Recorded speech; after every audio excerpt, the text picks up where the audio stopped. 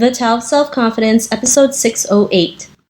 Welcome to the Tao of Self-Confidence, where I share stories of amazing women who have discovered their inner journey to self-confidence.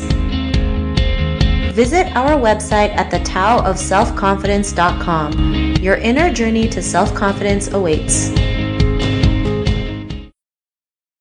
Well, hello, friend. Welcome to the Tao of Self-Confidence, where I share stories of amazing women who have discovered their inner journey to self-confidence. I'm your host today, Sheena Yap Chan, and today I have a phenomenal lady on the show today. She is a peak performance coach, a speaker, and also the founder of The Ultimate Life. And I'm really excited to have her on and share her story with us today on self-confidence. So without further ado, I'm going to introduce you to Kamille Rose Soler. Kamille, how are you today? Maybe you can fill in a little bit more about yourself to the listeners.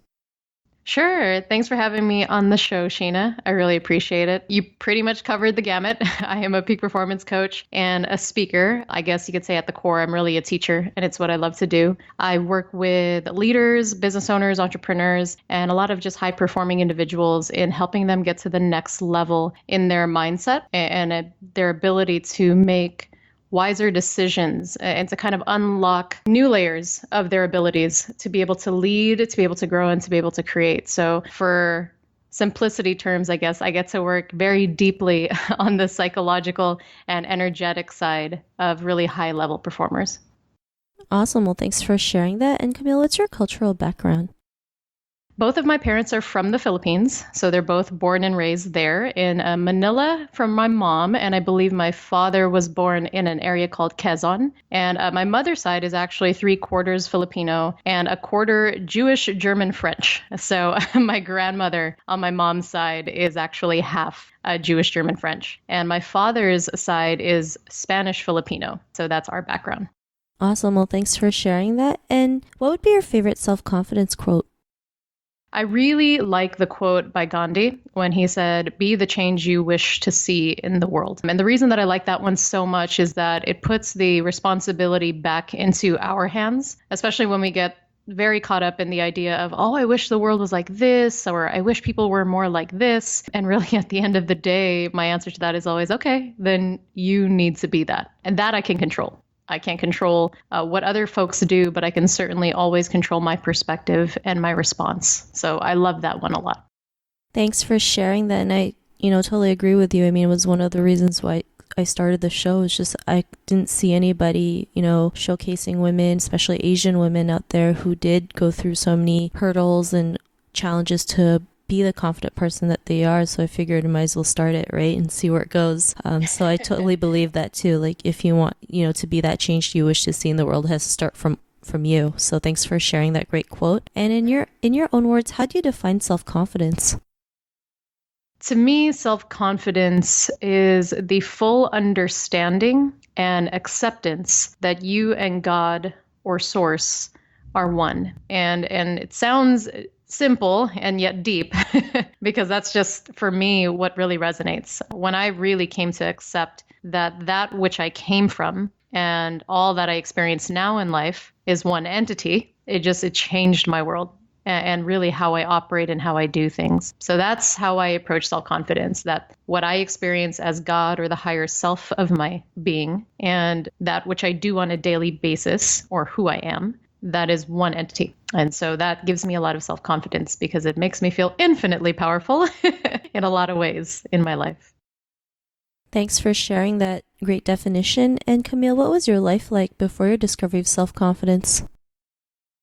To be honest, I think on the outside, most of my friends and family and maybe even folks that have worked with me in the past may have seen that my outside life actually looks quite similar. They might have described me as, oh, you're always been very driven and very confident and calm. And they are correct in that sense. But on the inside, before really discovering this definition of self-confidence, I'll be honest in that I always felt like I was striving and grasping and basically not feeling good enough. And there are still times where I struggle with that. But now I have a much deeper sense of peace and centeredness in how I live my life, how I move through my life, and how I walk through my journey as an entrepreneur, as a leader, as a daughter, as a cousin, like all these different roles that I play in my life. It's just more centered now.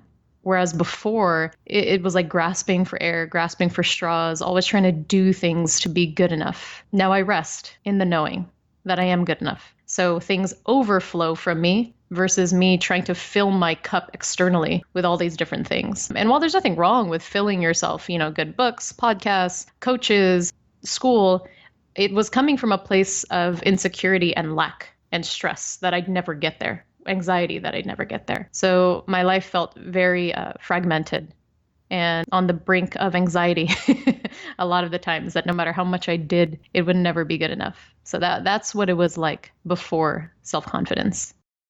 Thanks for sharing that. And, I think that's something we all go through, especially that anxiety, right? Feeling like we're never good enough, feeling like we have to do and be more, not realizing who we are is just more than enough. And especially, with our upbringing, it's like we're constantly programmed to like be the best, do the best, keep doing at it, keep going to the next level. I mean, there's nothing wrong with going to the next level, but it's like if we're not satisfied, if we're not grateful for where we are in the present moment, then we'll never appreciate, the next level that we go to. And, what was that point in your life where you realized you were more than enough to just be who you are today and have, the life that you have? What was that aha moment?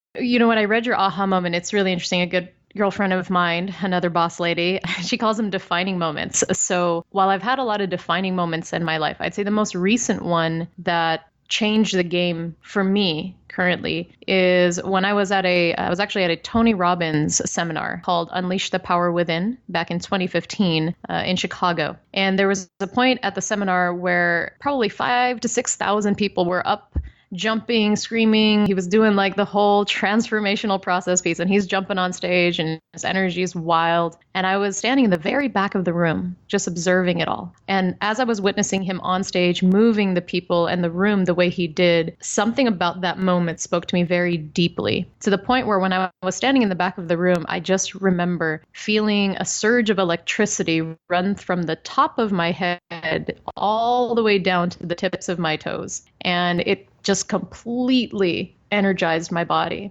And in that same moment, I remember I heard a whisper in my heart, literally, that said, "And this is exactly what I need you to do." And that moment scared the crap out of me and it excited me all at the same time. And that's when I made the decision that I was going to change my entire career and calling from that moment forward. I picked up the phone that the universe had been ringing to me for a really long time, which was to speak and to teach and to coach people to live what I call the ultimate life, or their ultimate life.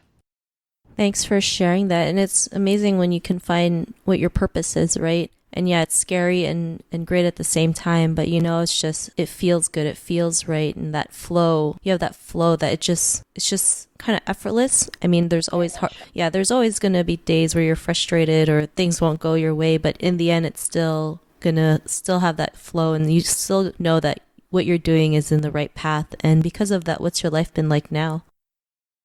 It's crazy because it's been nonstop learning and training and teaching and giving and expanding, growth, creation. And I remember when I was reflecting on these questions, forgiveness. And that was really unique to me because while it sounds really great to learn and grow and create and it's an output, one of the biggest blocks that I had was in unforgiveness. And I was shocked at how much forgiveness transformed different parts of my life. Forgiveness of myself, forgiveness of people in my past, but essentially the universal law of holding on to something that poisons me. Thinking, of course, that I'm going to hurt or poison the other person, as the saying goes, but that in fact it was holding me back and it was killing me inside. So while I love what I do and I've never felt more in flow than I do at this point in my life, granted there is hard work as always, but the thing that really unblocked the current, if you will, from flowing as quickly as it has now is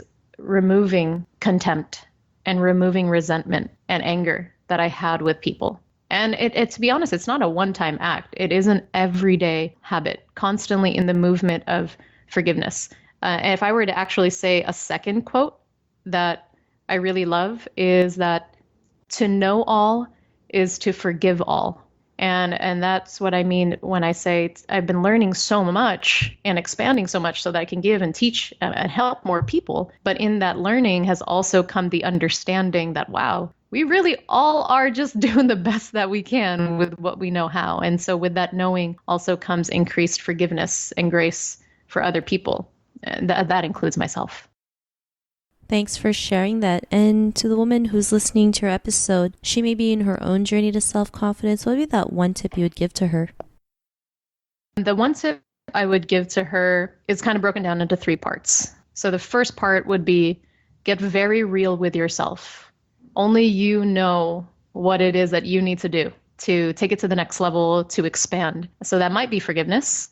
That might be letting go of an old habit, or maybe even a relationship in your life that is no longer serving you. So that's what I mean, is get very real with yourself about what that thing is that you must do. The second thing is, after you get real, then become very kind to yourself. Because while men do it too, I see it more often with women, that we hold ourselves up to this crazy standard of perfection. And so when we get real with ourselves and we say like, okay, Kamille or Sheena, it's time to get off your butt and run every single morning, or whatever it is, then we go into judgment mode.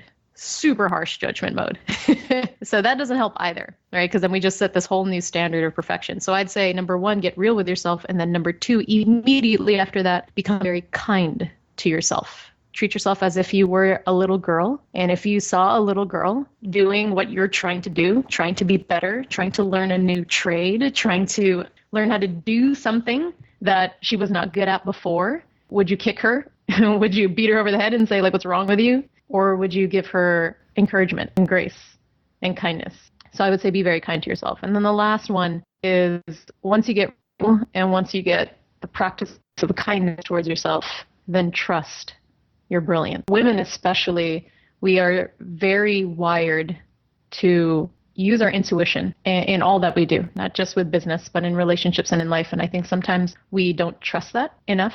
There is a beauty and a depth in women's intuition. So I would say trust your brilliance that comes forth from you, because it's really not just meant for you. Your brilliance is meant to be shared with other people. You can help a lot of people. You can heal a lot of people in just sharing who you are, sharing your light. And for me personally, it's just always come in those 3 steps: get real, be kind, and trust your wisdom. Thanks for sharing those great tips. And if our listeners wanted to get to know a little bit more about you and what you do, or check out some of your work, is there any links or social media profiles we can connect with?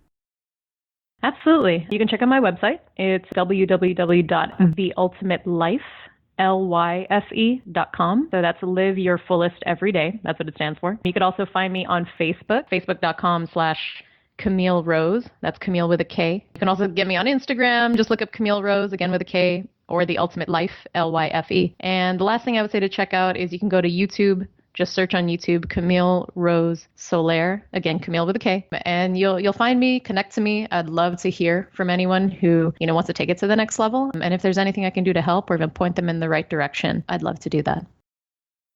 Thanks for sharing that. And to our listeners, if you want to connect with Kamille, you can also head on over to the taoofselfconfidence.com and search for Kamille's name. Her show notes will pop up along with everything else that we talked about. And I just really want to thank Kamille for taking the time to share her story and tips with us on self-confidence. So thank you so much, Kamille. Oh, you're so welcome, Sheena. Thanks for having me, girl. Not a problem. It was really great having you on the show. And to our listeners, be on the lookout for another new episode of another amazing woman's journey to self-confidence. And we'll talk to you soon. Bye for now. Thank you for tuning in to another amazing episode of The Tao of Self-Confidence.